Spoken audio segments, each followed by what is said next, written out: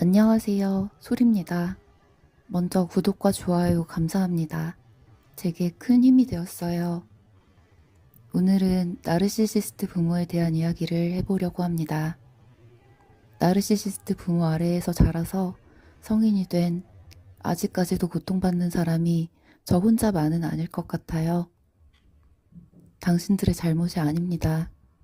지금까지 잘 버텨냈어요. 하지만 거리를 두셔야 합니다. 연을 끊는 것이 아니라도 거리를 두셔야 돼요. 그래야 살 수 있습니다.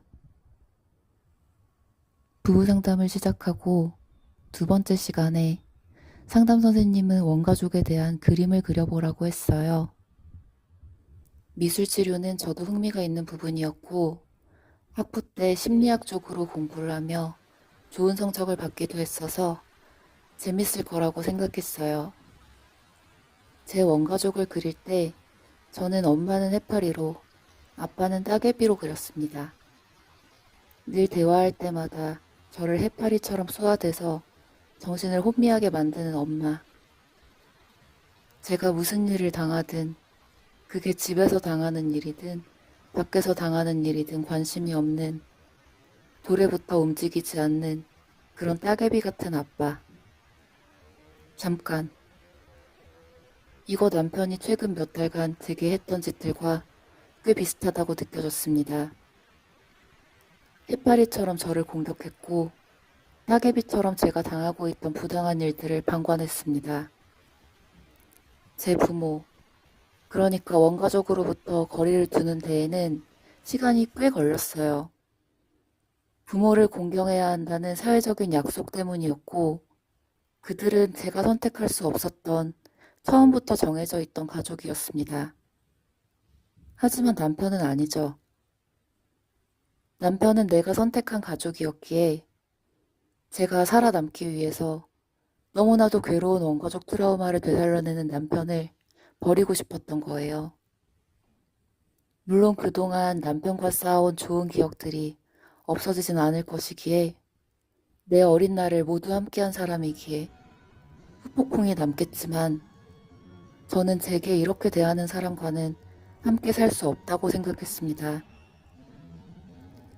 나르시시스트 부모에 대한 책을 구해서 읽기 시작했습니다. 그러면서 저는 제 원가족 안에 제 포지션도 드디어 알 수 있었어요.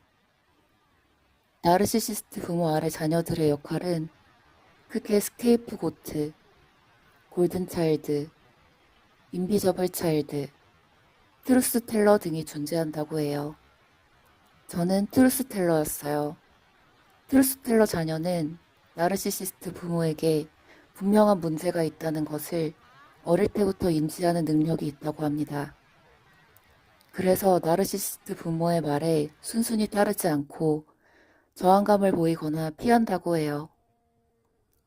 물론 나르 부모는 자신이 통제할 수 없는 이런 자녀를 참을 수가 없겠죠.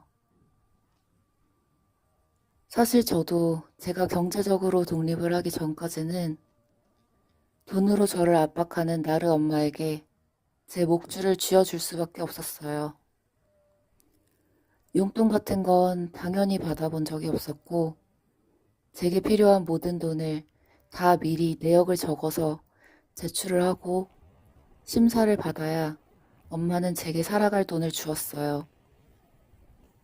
첫 자취방이 겨울에 영하 5도까지 떨어져도 엄마는 난방비를 주지 않았고 감기에 걸렸다고 하자 그제서야 난방을 해도 된다고 허락을 해주셔서 20살의 저는 너무너무 감사했던 기억이 있습니다.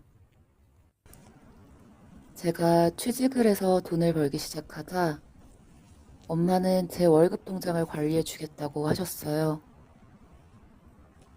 저는 엄마의 눈을 똑바로 보고 말했습니다. 싫어. 내가 왜요?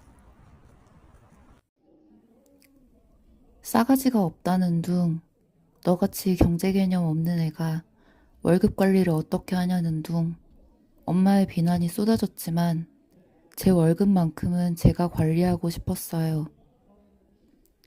집은 어차피 회사 기숙사에 들어갈 것이었고요.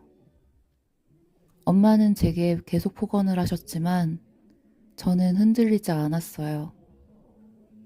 나르 엄마에게서의 가장 중요했던 거리두기의 시작이었어요. 엄마는 이제 저를 때릴 수도 없고 정신적으로 공격하기도 어렵게 된 거예요. 다음 영상에는 나르시시스트 부모만큼 자녀에게 치명적인 방관자 부모, 제 아버지에 대한 이야기를 해보려 합니다. 영상을 끝까지 봐주셔서 정말 감사합니다. 구독과 좋아요 남겨주시면 제가 다음 영상을 만드는데 무척 힘이 될 것 같아요. 오늘도 밝은 하루 보내시길 바랍니다.